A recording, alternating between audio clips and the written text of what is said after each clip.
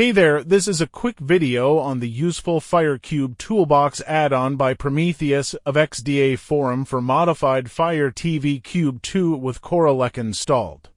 Please refer to my original video that evaluates Cube 2 with CoreELEC as a Kodi enthusiast box. The FireCube Toolbox add-on can perform several useful functions like moving your C install from USB to the internal flash, which I've already done.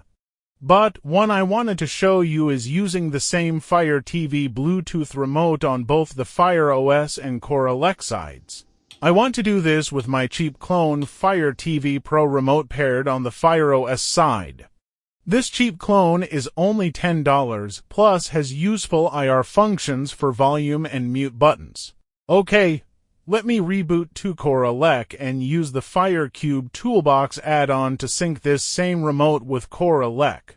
The FireCube Toolbox add-on can be found in the CoreELEC Programs add-ons section.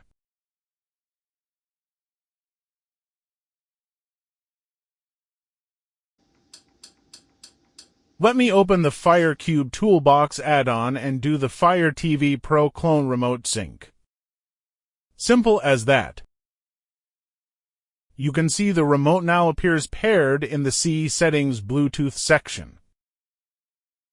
And I'm now using it to navigate around. It's very convenient being able to use the same remote with both operating systems. That's it for this video. Thanks for watching.